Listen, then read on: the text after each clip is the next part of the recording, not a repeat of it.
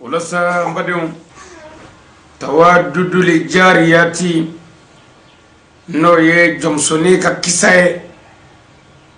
mbadeo niyanga sigishe mwanai no ye cachette numéro 20, le 20e épisode de l'histoire de Tawadoudou el-Jariyat avec les grands connaisseurs et les savants d'Arna Rachid, les chefs des croyants. Mbadon Tawadoudou el-Jariyati Jomsoni aka kisa jofen mwana na ala sona niyo demne tolay insha Allah rabbi islamu wa kungara fama e doni daruwa ka chan kosobe ngani ala sona abidugo ke anya mo baga dugola ni klen no mi ban ni saga no mi ban ni jan no mi ban ni furu koyi ni cɛ koyi ni muso koyi ni étage ko nunu na ban ni mobili ko nunu na ban silamɛw ba yɛrɛ bi ban a tabto ala kelen o la sa ni maa min y'a dɔn k'a fɔ nin diɲɛ in ye tɛmɛsira de sigiyɔrɔ tɛ nin diɲɛ in ye tɛmɛsira de mɔgɔ tɛ se k'i yɛrɛ to a bolo wallahi olu ka kɛtaw an'u ka fɔtaw olu ni diɲɛ denw ka kɛtaw n'u ka fɔtaw man ka kɛɲɛ n badenw a y'a jija a y'a cɛsiri silamɛw a y'a jija silamɛya ti ɲɛ abada fɔ cɛsiri wa silamɛya tɛ dɛ foyi tɛ se ka dilan diɲɛ na fui ki cɛsiri fui ki jija jija ni cɛsiri o ye adamadenya laada ye baara si bɛɛ da la a ye to an k'an jija an k'an cɛsiri an k'an tɛgɛ di ɲɔgɔn ma an ka bɛn an ka yafa ɲɔgɔn ma an ka hinɛ ɲɔgɔn na an ka magari ɲɔgɔn na an ka ɲɔgɔn dɛmɛ sabu diɲɛ n'a kɔnɔ fɛn fu ye silamɛw don dɔ ni aw bɛna janya ɲɔgɔn na kosɛbɛ don dɔ la ne yɔrɔ bɛ janya aw la kosɛbɛ n dalen don la siga t'o la nka yan'o don cɛ sa ne bɛ to ka kuma aw ye sɔn a ka ɲɛnamaya bɛ se ka dilan cogo min na ka fara lahara dilanni kan n bɛ dɔn n bɛ to ka aw kɔri o de la n'a tora k'an ka kuma ninnu lamɛn n'a tora k'an ka kuma ninnu faamu a n'a ye n'a m'an jate dɔwɛrɛ ye fatɔ kɔ n'a m'an filɛ dɔwɛrɛ ye lahalatɔ kɔ n'a ma anw filɛ dɔwɛrɛ ye dɔnkilidala ni ziiridala kɔ a ti fɔ a kɔ a n'a ye nka ala ko kira ma muhamadu tu n'es qu'un messager muhamadu tɛ dɔwɛrɛ ye nin ko in na ciden kɔ kira belebeleba sallallahu alaihi wa sallam o min ma kɛ dɔwɛrɛ ye nin ko in na ciden kɔ n balimakɛ n balimamuso e ni ne man ka place ɲini bilen o ko in na sabu kira min ka bon a bɛɛ ye o ma kɛ foyi ye nin ko in na ciden gansan kɔ ciden dama o kira ba sallallahu alaihi wa sallam n'o kɛra ciden dama ye ne jurumutɔni ne jɔnni jasilenni bi kɛ mun ye bilen nin ko in na foyi a b'a janto o la n bɛ to ka kuma aw ye sɔn a ka adamadenya dilan cogo a ka du jɔ cogo a ka maraw dilan cogo a dayɔrɔ labɛn cogoya wallahi n bɛ to k'o de kɛ aw ye n badenw n ye nin kumakan sanuma ninnu sɔrɔ de kabo chorba nyuman dola kabo tamaninga dola kabo segu region mogo dola malide dola barawli sergli mogo do min pumanga in soro kabo Muhammad Madani de dola min pumanga in soro kabo Seyda Bashita Traoré de la no e Seyd Cheikh Sharif El Murshid dal kitabi wa sunna Sadusi waza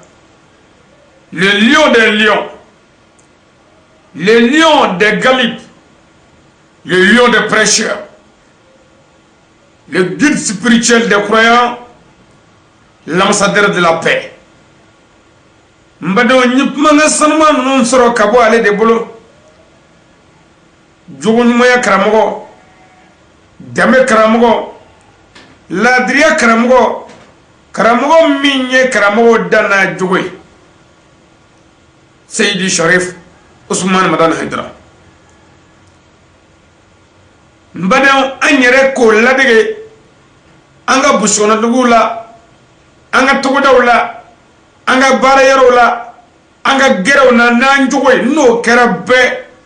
amike nyon tede ye o gerena o bugudala ano dugula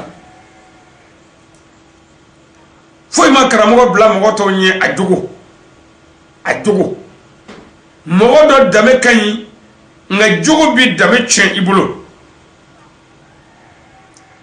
sabu kira somo sallallahu alaihi wasallam no e shirifi we oni mamanga ukabo be ukabusa be ukuga de ala be ma badiu no ubara kira de la sallallahu alaihi wasallam qur'an jiginu gaddu kono de oni mamanga alu betu na mamanga. Les descendants de notre sauveur prophète Mohammed ne sont comparables à personne. Car Dieu dit dans le Saint-Coran, Mohammed, celui qui te hait sera certes sans postérité. Kira somo wani mamanga, oni matsaga kenyere, wala ko Quran na Mohammed ijugo kwatigara. Mogo mingo be kira fe ata kira somo fe kira jugudu mogo mingo be kira somo fe ata kira fe kira jugudu mogo mingo be ala fe ata kira fe kira jugudu ala jugudu mbadem kira somo e dame nyimoye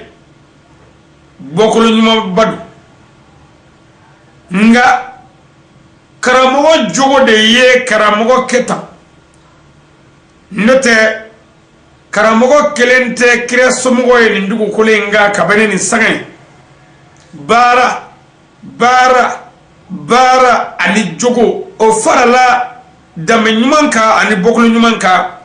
ode ake zamzami yue ode ake abiballahi ode ake alfati ilima uglikaye ode ake والقاتب لما سبقه وديك ناصر الحق بالحق ni bora kira sallallahu alaihi wasallam ni matu kira la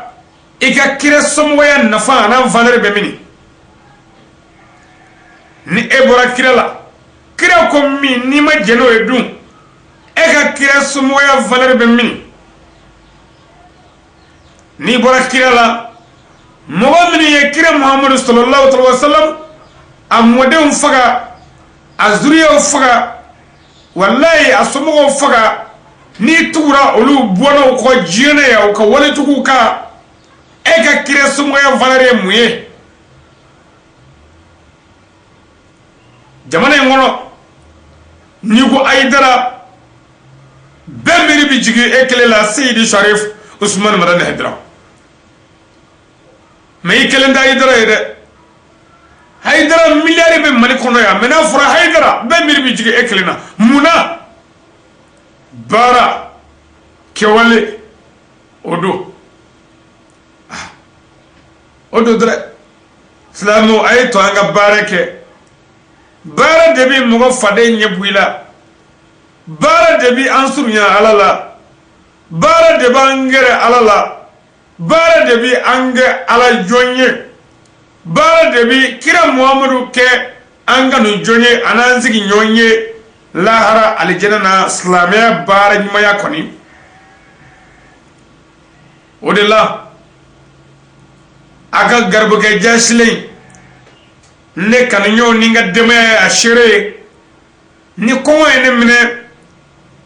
niti fuyi nyakoroble ngo fanga wajuli ke ngo bi mfa ni afo alako mugo flani sabaye billahi ngo bi ne bo o sagana o bi nyane manga ko wona o bi boda dia ayu nyini ga kuna ni mfara tew nti son fiu ka donganda wala mfale tew kan sigi kaga temi yesabu ko mfara ay tebin soro wajuli tabalika ngosabu konobara fale yaninga nugu ko be halaki kataga ntumu gerse kabnena mbir saga fedo de ke alaye la hare ngasiga ndisi goshi tumammi alaye so dumene na nimfa yalo ka bani dige madam ambo chogola sa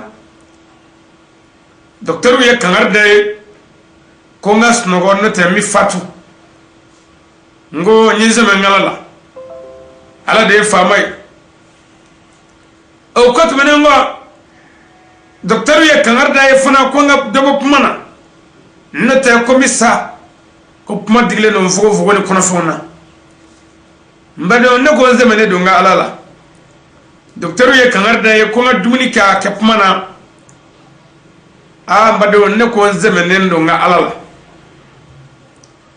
docteur ma fara we kangarda tuguni o ko uba nyini fe nga jimi mabbe min jogo chamana pour que farkolo jikana dese note ko mina fatu ngu ma zamane do nga alala kene kadi wa kene kan nyini nga ne sole ne bi chene ngono ne vovo tolle sabu ngone ala tafo kuma de ne fugo chen kono wallahi la harado disuko shiro ne bolo katame nsale ko ngam so koro digi ni temini sagafala ko moria ka soroni ala ka dine don masongo fo kan yada ka jama fo ga sayase mo tugula wallahi ne mo kanu nya kanu de nso ka tige mpesi beka chende ala kola ni akenera mbi ala tanu ni amakenere wallahi mi kuno e ne mi fede kurane kala ka nyeflachi o inde kala indiri ndafo ala ko ke ngano kera ne mi no fe o de nti murdo nyana fiew ngani kurane kala ni ni nyeflachi o de kadne ni puma ala ka dine nyefoli no ene fugo ne bien ni so beche ka betuli ka beche o de disiko ko ene bulu mbane wallahi ne ma kanu sahabo satugo dole ko alaka manimo satugo dole ko waliu ka nyama ya shidone ko ne ma kanu ka fo minyere se ya ngable jiye kono anga tawadudu aljariyati jofe mugana niye o damene tolaye ni alaka jenye foli ani buya masigi ani barkadane wala nyimando bi nyishin sidima Sharif Osman Madan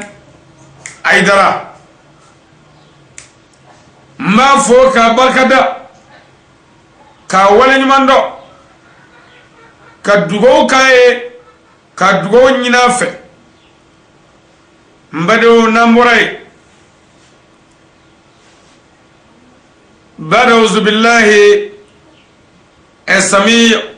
من الشيطان اللعين الرجيم بسم الله الرحمن الرحيم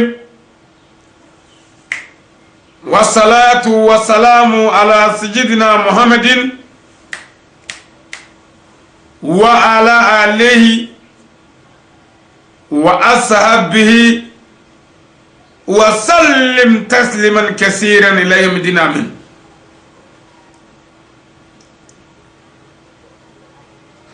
السلام عليكم ورحمة الله وبركاته يا إخوة. الحمد لله، الحمد لله كثيرا، الحمد لله على كل حال، وأشهد أن لا إله إلا الله وحده لا شريك له، وأشهد أن محمدا عبده ورسوله. مبدئ نيليدو مين تا أيه أنغا ولادا جانت مننا نويه أنغا جوفين تاني كونوندنا يه ambade nga nyiningali bakama min bi ambulo koro ningomba bara walu aye jofen mugana damne na mbade o manyina ko ngomba tende aye ni jofen damne na salame o manyina ako mina dama mugutemena sisa ni mogo be nyenye na ko ge seriye mbo dima ni bina bele mbo duguma mi bele ndima ni bina mugu inge moni walma toye mo dima mbi awala wala ni mogo be bula ko ge shawkoro mbi no dima ambade nunu nga nyiningali ko yela muna ala bi wele anfe ala tiga wele jabi ka soro ala be mogo munu nga wele jabi tigi jati yere la an yere bolu la nga muna ala ma nga wele jabi jamakulu dobe ala ko ati olu ka wele jabi ayera ka fo antola jamakulu dobe ala bi olu ka wele jabi wiyaye ka fo amola me ko na tabe fayda nunu ku bake ku tijabi sura ani wurdi yere ku tiga na fasoro wurdi fuila ko munne goke mbade agila ne kesho inde mina awala wala le jabi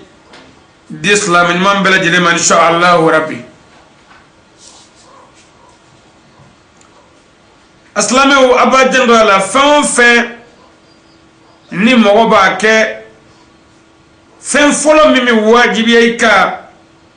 o ye akasro ko yere tigi ko yere kanube ela mbade fin ni jomba ke akasro tigi fen kanubila mbade o ko fedun aka soro tigi fe yere dana bi yo mbade o ko fedun aka soro tigi fe yere bonya bi yo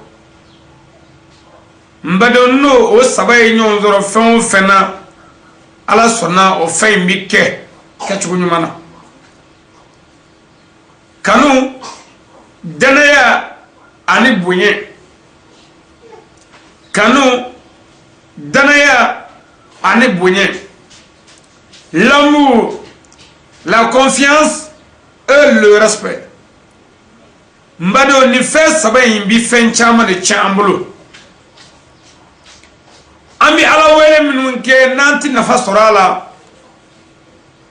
kele ala wele ibiga ala to min fu aka soro ya kanu akanu bila no tila nafati sorola halina sorolay jogo kan islam nyamande tant que fin kanute ela mbadon ika o alawele tijabi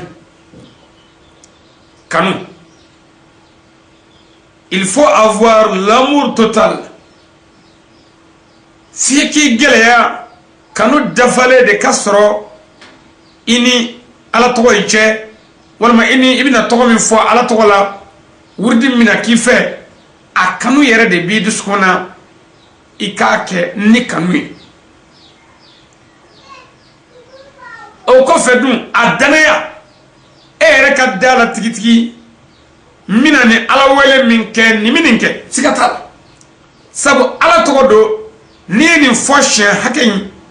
n dalen don a la nin ko in a b'a ɲɛnabɔ mɛ n'a b'i kɔnɔ a ko laala hali n'i ye silamɛ de ye n badenw a ti minɛ walima n'a b'i kɔnɔ ko n kɔni b'a kɛ a koɲɛ bɛ ala bolo n'o b'i dusukun na a ti minɛ fo k'a bila ala welela kɔnɔ de n bɛna nin siɲɛ hakɛ in de kɛ n'i y'a kɛ n mago bɛ min na o bɛ kɛ i k'a bila i kɔnɔ komi i taara butigi la i ye 100 di i tɛ 20 sukoro 20 k'a bila i kɔnɔ i ni ala cɛ n'i kɔni ye 100 di i tɛ ni sukoro bɛ d'i ma wa warimisɛnnin bɛ segin o ye diyagoya o bi tɛ sanu bɛɛ kunkolo la 100 bɛ maa min bolo ka na butigi la a tɛ 20 sukoro 20 bi naani tɛ 60 bɛ segin wa tɛ ni sukoro bɛ di o danaya bi an bɛɛ la bɔn a danaya ka na an bɛɛ la fana hakika la n bɛna min kɛ sisan ni nin kɛ ala ye n bɛ ka min ɲini a fɛ ala b'a kɛ n badenw n'o sabatira fɛn laban ye mun ye de o de ye fɛn in yɛrɛ bonya ye n'o sabatira fɛn in ka bonya e yɛrɛ bolo i k'a sɛbɛ kɛ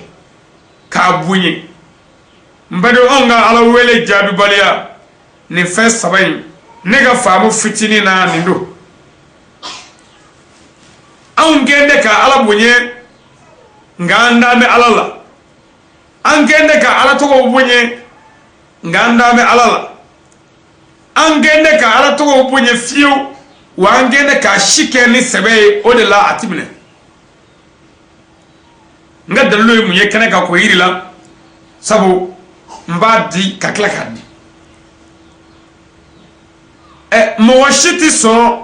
k'i to jibɔ la kɔlɔn na juru b'i bolo i bɛ ka ji sama ka bɔ kɔlɔn na jamana perezida ka n'i ka so k'i to jibɔ la kɔlɔnda la ye hami min b'i la k'i b'o fɔ perezida ye mɔgɔ tɛ sɔn k'o kɛ e ye kuma ye faamu wa n ye perezida de ta hali anw minnu tɛ dɔwɛrɛ garibu jalaninw kɔ anw tɛ taa mɔgɔ si fɛ yen k'i sɔrɔ jibɔ la kɔlɔn na ayiwa an k'i fɔ assalamu alaikum i k'a fɔ walaikum salam an k'a fɔ an nana i ka sɔn ka juru to kɔlɔn kɔnɔ ye walima i bɛ ka ji suri so kɔnɔ tuma min k'a fɔ ali sangare n y'i wele de n k'i ka dugawu kɛ n ye n ka musoko la mɔgɔ t'o kɛ walima nin hami in de bɛ na mɔgɔ si tɛ sɔn k'o kɛ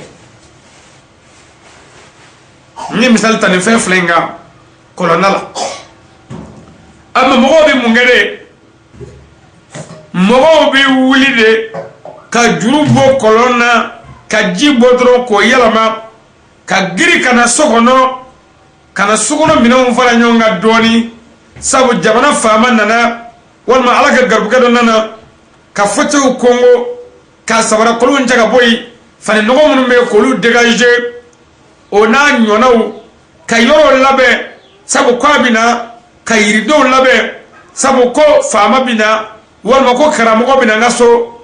ayiwa ka yɔrɔ jɔsi ka parfɛn fiyɛ ka wusulan tugu ka sɔrɔ k'a fɔ karamɔgɔ ye ne kun y'i wele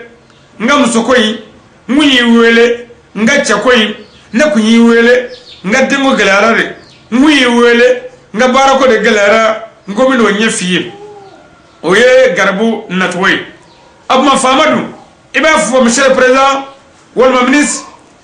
juguman tɛ ne mago bɛ nin wari in de la n ko m'o ɲɛ f'i ye i wele kun y'o de ye sabu n den karisa man kɛnɛ walima n ka bin kɛra tan o diɲɛ faamani diɲɛ garibuni adamadenni sen fila ni i sɔnna k'o bonya i mago jɔlen o la mɛ anw bɛ ala wele tuma jumɛn anw bɛ wurudi kɛ tuma dɔ la seliji taana anw bɛ wurudiw kɛ kare kɔnɔnaw na anw bɛ wurudiw kɛ motow sanfɛ anw bɛ wurudiw kɛ nɛgɛsow sanfɛ anw bɛ wurudiw kɛ wotorow kɔnɔ anw bɛ wurudiw kɛ mobiliw kɔnɔ walayi anw bɛ wurudiw kɛ kɛcogoya bɛɛ la foyi ti tiɲɛ anw bɛ wurudi la an bɛ musoko baro la an bɛ cɛko baro la anw bɛ diɲɛ baro la mɛ an bɛ wurudi la nin bɛɛ la k'o ye anw sɛbɛ anw ni ti sɔn ka kuma diɲɛ faama fɛ n'an m'a kɛ sɛbɛ la mɛ ala faama min ka bɔ ni faama bɛɛ ye an bɛ ka o wele an ka hami la a n'an ka gami la a n'an ka jɔrɔ la nka an yɛrɛ sɛbɛ tɛ yɛrɛ wa an bɛ k'a kɔlɔsi minnu kan gɛlɛya dɔ filɛ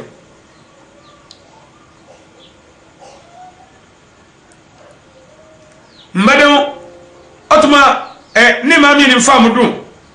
i kan ka fɛn caman de ye wa i kan ka fɛn caman kɔrɔ dɔn k'a dɔn an ka gɛlɛya an yɛrɛ nɔ don jogow bɛ ɲɛnen kɔ fɔ ala tɔgɔ ka minɛ sɛbɛ la a ka kɛ sɛbɛ la k'a sɛbɛ kɛ ni danaya ye ani kanu ye mɔgɔ si tɛ sɔn ka kuma i fa fɛ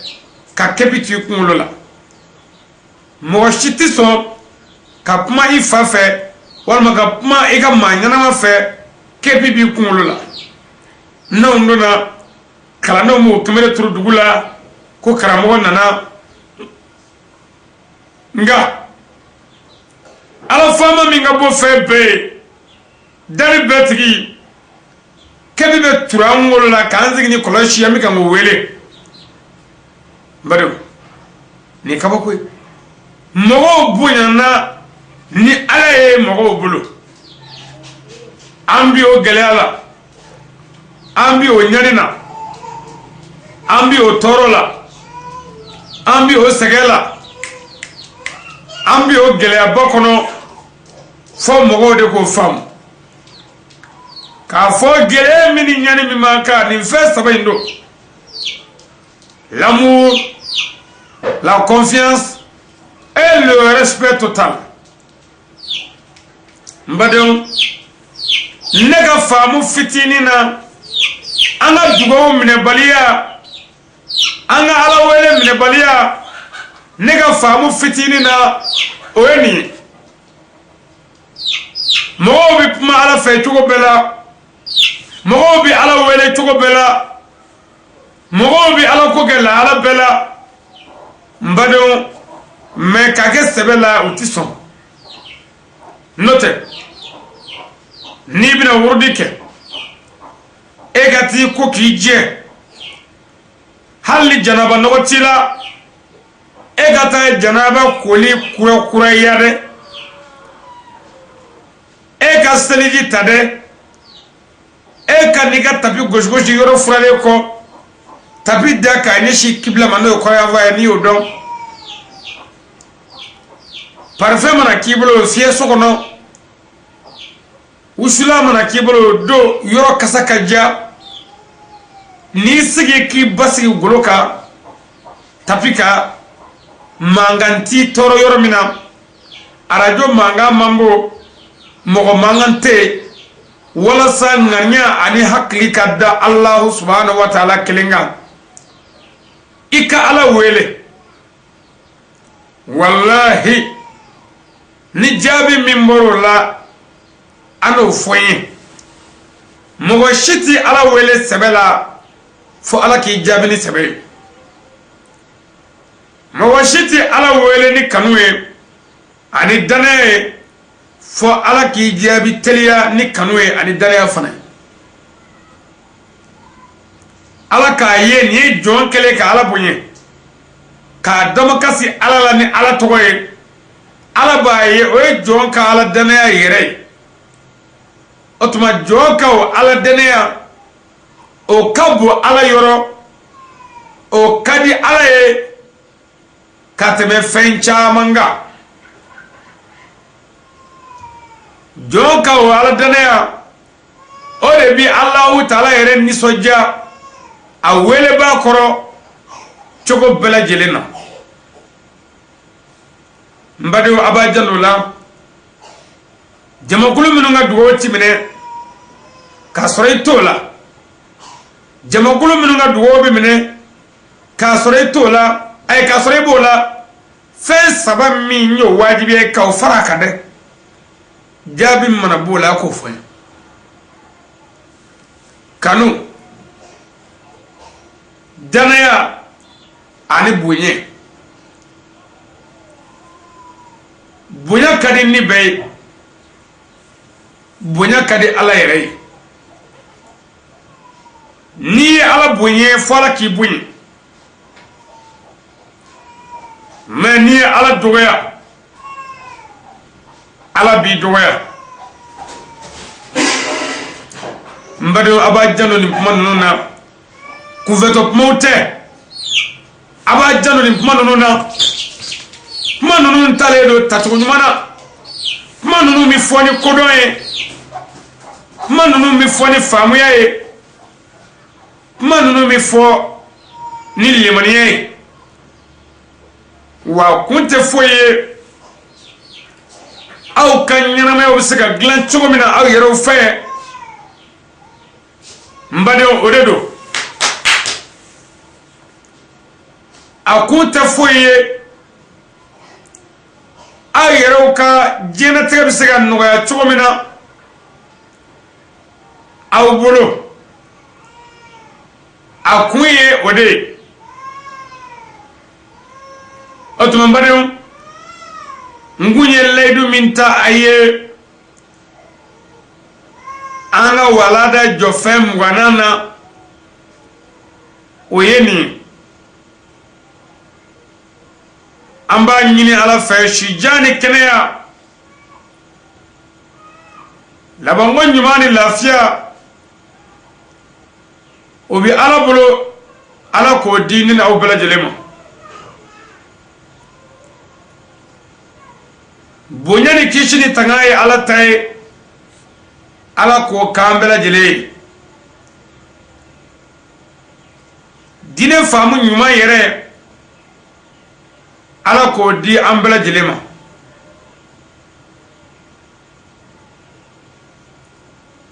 ala k'o bɛɛ k'an ye kira yɛrɛ hɔrɔma kama maa ɲuman bɛɛ lajɛlen kama sɔli ala nabi rasulu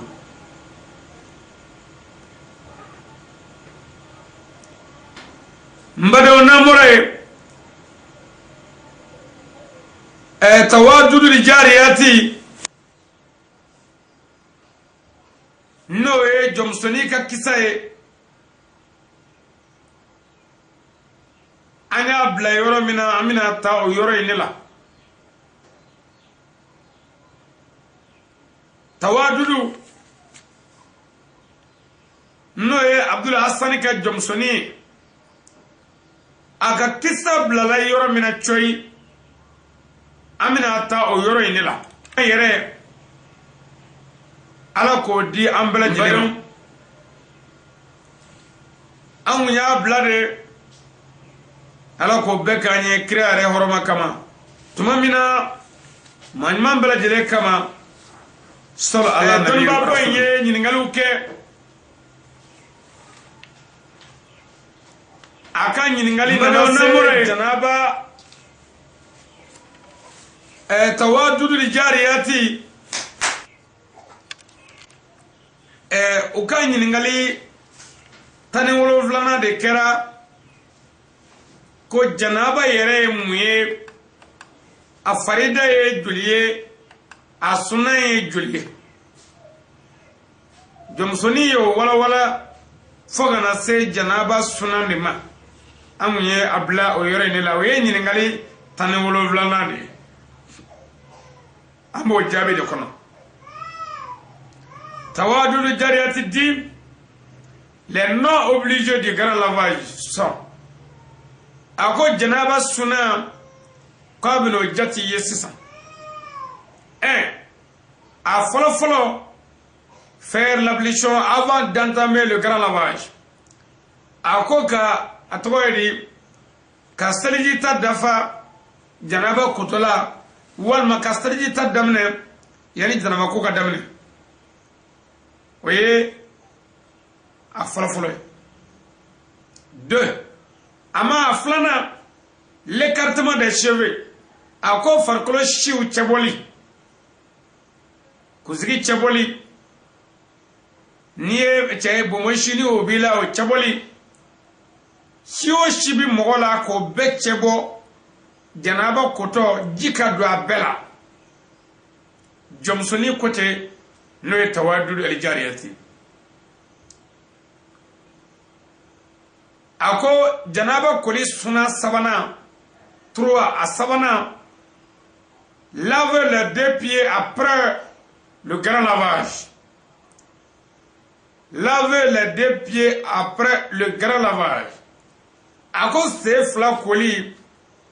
janaba ko kofe ko e sunai nye janaba koli suna fole tawadudu elijariyati fe no e jomsoni mbano tomi no kerasa amina se niveau mina le 18e question posée de Fagib sur tawadudu elijariyati. Fagib dit à tawadudu elijariyati bonne réponse. Je n'ai pas fini de poser mes questions. Qu'est-ce qu'il est obligé sur les musulmans pour qu'ils puissent sortir à quitter le monde avec les. Je veux que tu me les cites. Mbadon ako no e donba banye Fagibu ako tawadudu ma ko jabi nyana ni jabi wala tre nga tawadudu mi maw makla nga nyin ngalu be mule makla mi nyin ngawo ko feji menye farida islamika ko o jaga ubodi feji men jaga boli ye farida e islamika de ko feji men jaga boli ye farida e islamika de nie Fagibu ka nyingale tani shekinai nimbela doniba la limu be savon be docteur wana be philosophie be ona nyona doniba woro be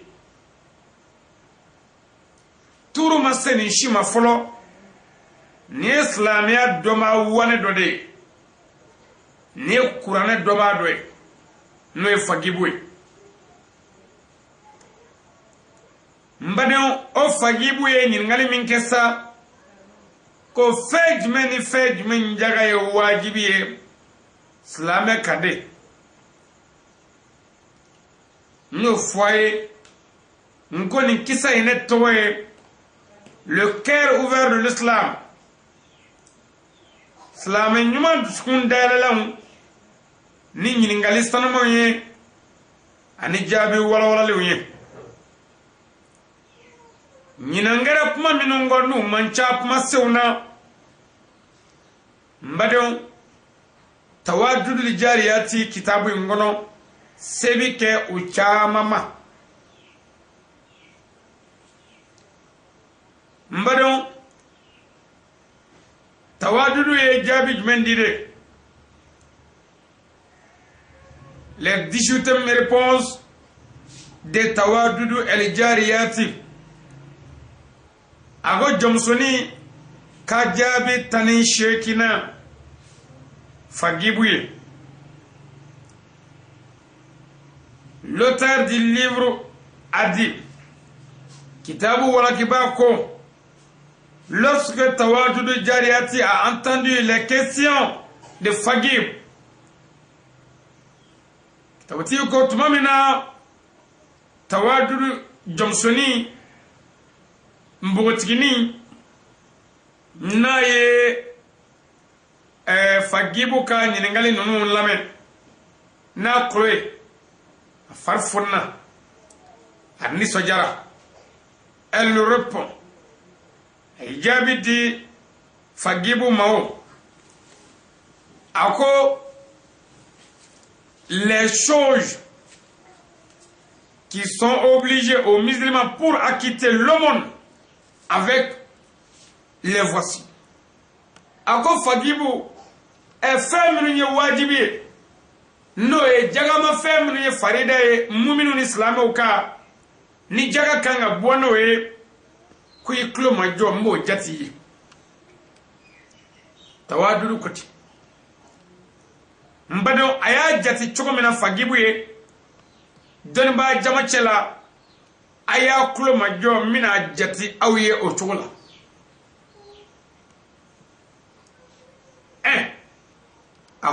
follow. On s'acquitte le monde avec l'argent blanc et l'or. Akwi kado jagabi bo ni warje ani sanwe warje jaga boli farida e sanu jaga boli farida ni jomsoni mangai.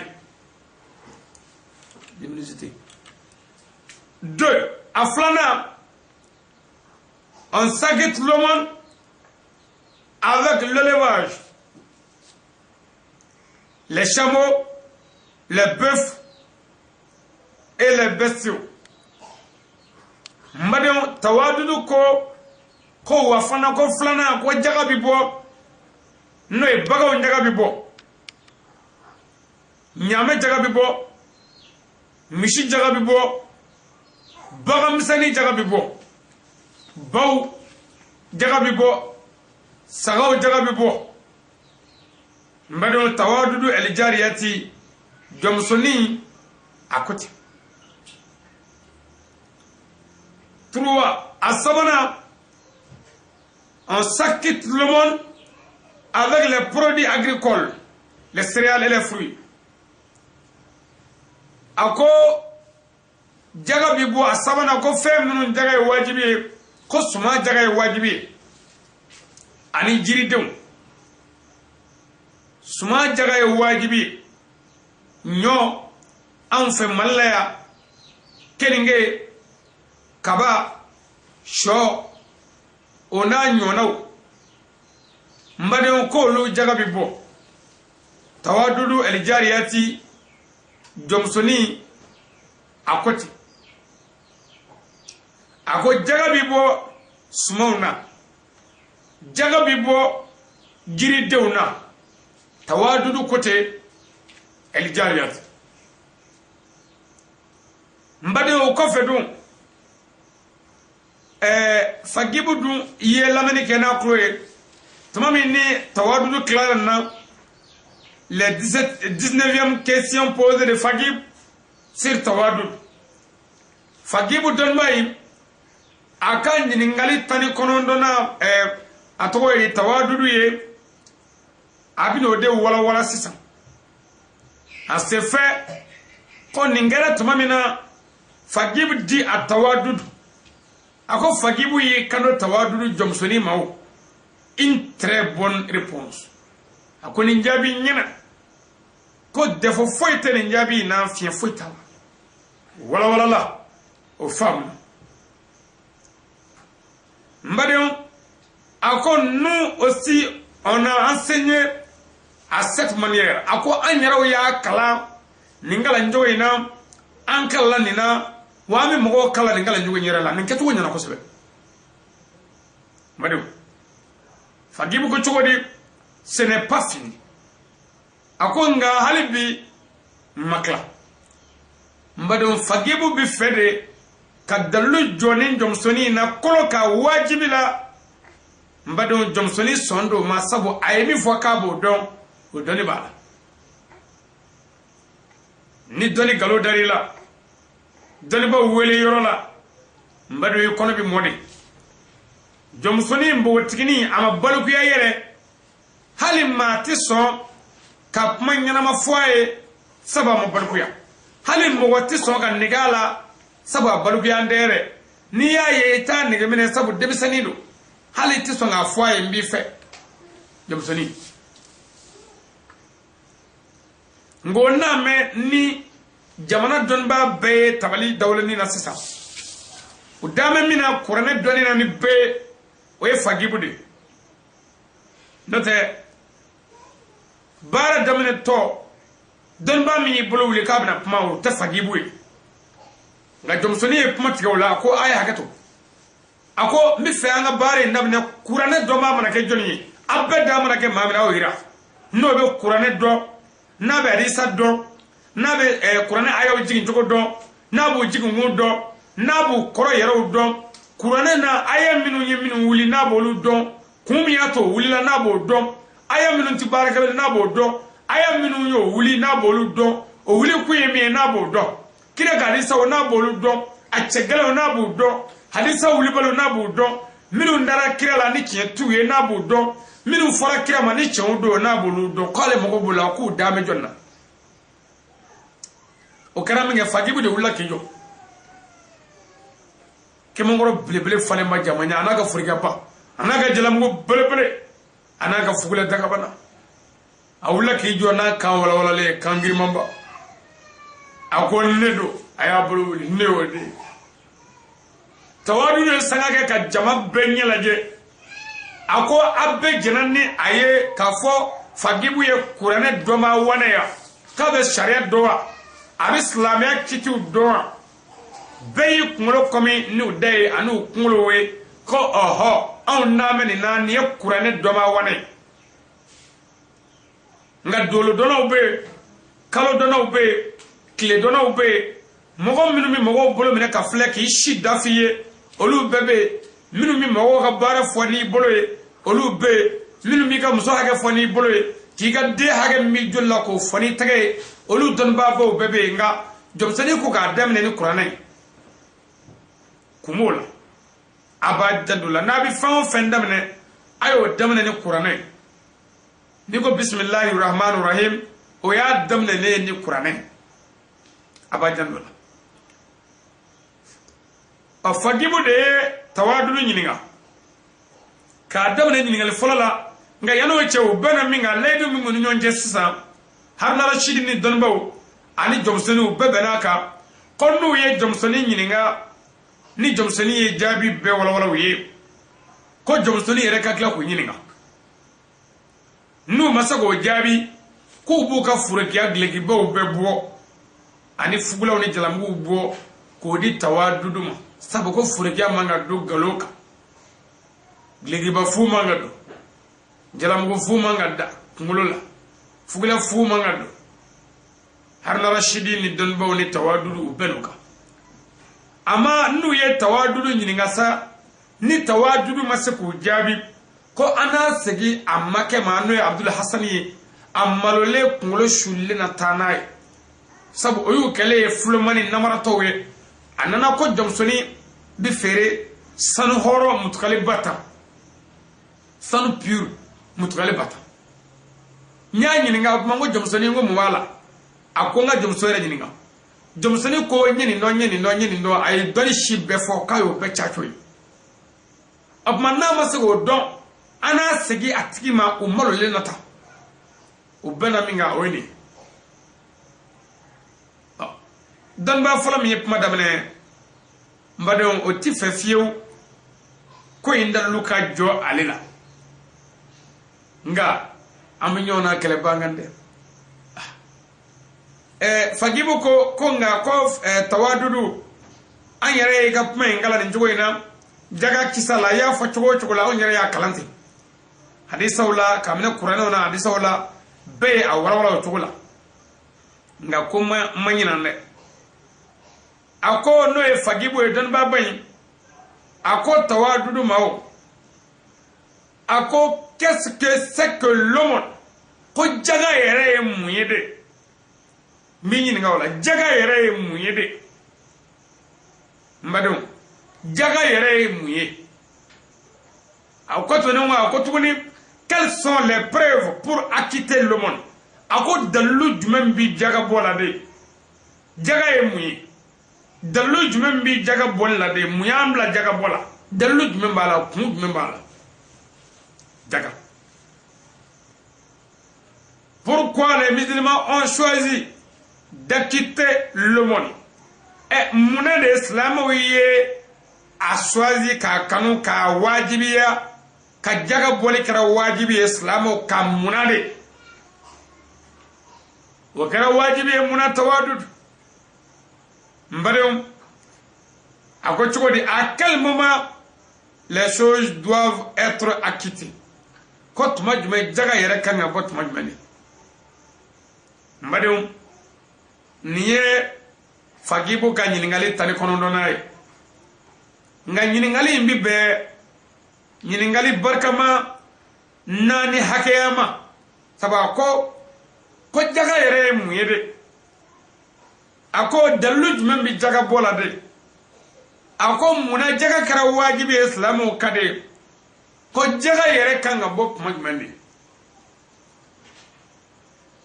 balma ke ni ni ngesho imboga bianga misiru kono konna majabi kibi kungulu jigi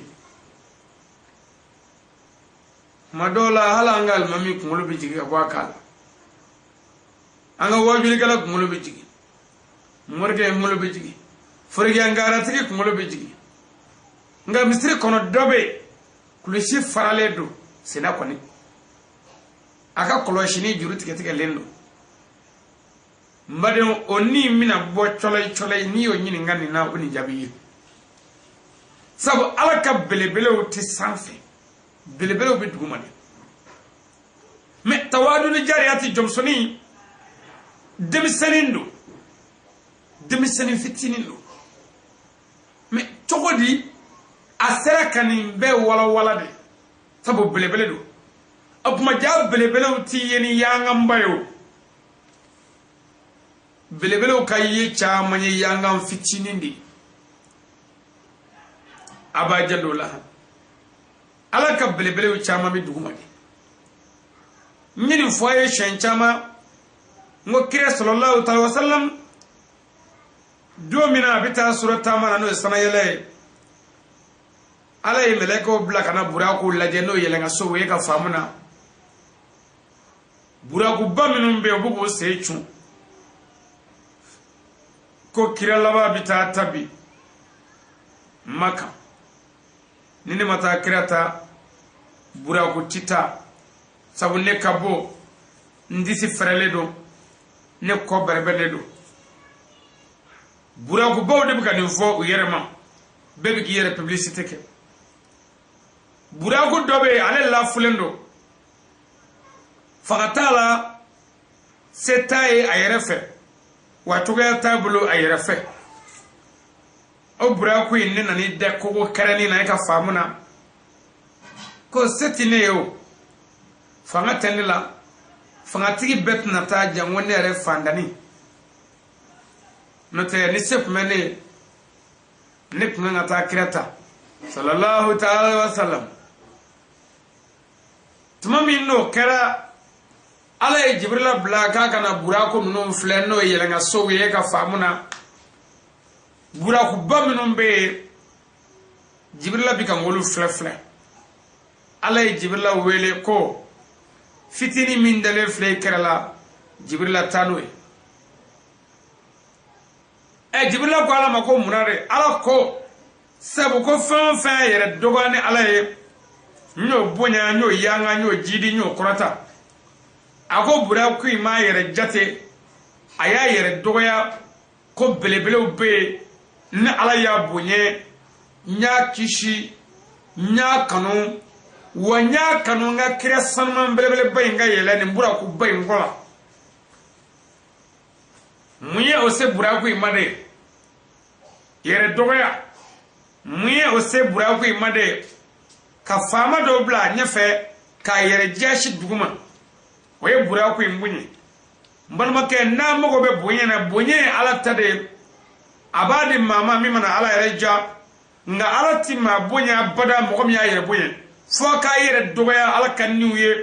aka nyom bonye aka suri nyonye aka bange ba bonye muso ku jalo chawla dew nga ge duga de aka don ba bonye aka karam wa sebela ma bonye no kara fo ala kaka bonya dama bonya mini karama mi onga dorate an tugura belebele minnu na olu tugu ɲɔgɔnya de y'an bonya n'i tugura belebele la n'i dɔgɔyara o y'i jogo kɛlen k'i dɔgɔya n'o tɛ mɔgɔ si tɛ se ka tugu belebele la ka dɔgɔya fo n'a kɛra i yɛrɛ jogo kolo ye anw dugura kira somɔgɔw la el ahlul baytiw shirifiw kira muhamadu zuriyaw kuranɛ jiginna cɛ min ka du kɔnɔ n ka mɛ o denw de ma a n'o mɔdenw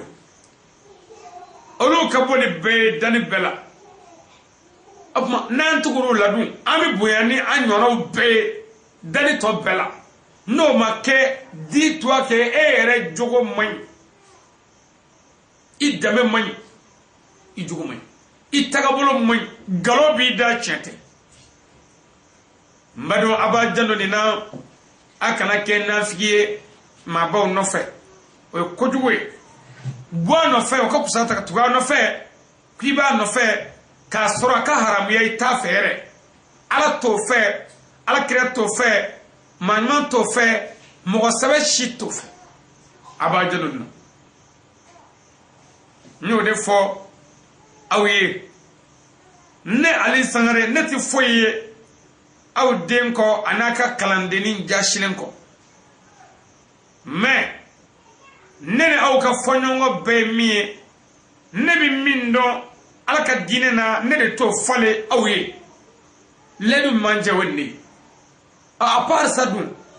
n'a ko min jɛna n'o ye ni ala ko ta tɛ n b'a bonya hali n'a ma bonya n b'a bonya nga n'an bɔra yen n'an sera ala ka diinɛ tiɲɛw ma n ti maa ɲɛfilaw la k'i ye mɔri ye n mago tɛ maa ɲɛlaw la k'i ye faama ye n mago tɛ mɔgɔ ɲɛlaw la k'i ye waritigi ye hali ni sɛtanaw bɛ bɔ k'i kunkolo la n kalenna ala bonya na ala ka diinɛ tiɲɛ ye min ye n'an sera o ma n b'o baara ci aw ye n sɛmɛnen kɔ ala yɛrɛ la n jigi dalen kɔ ala yɛrɛ kan k'a sɔrɔ ma muga ɲini a fɛ k'a sɔrɔ ma zɛmɛ ala k'a sɔrɔ ma dɛmɛ ɲini a fɛ ala ta hakika n y'a dɔn n y'o min dɔn n b'o fɔ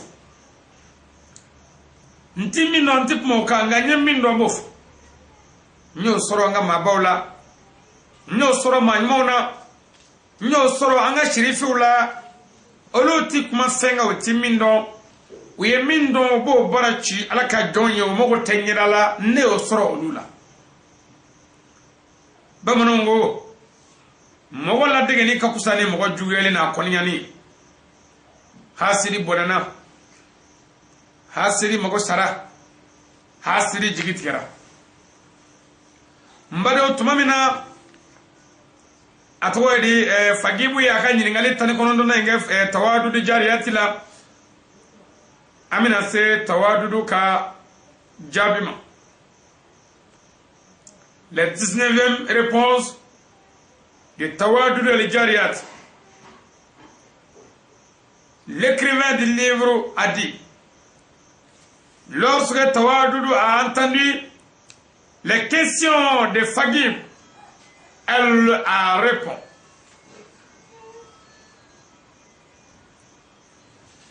Mbadon kitabu wala kibako tumamina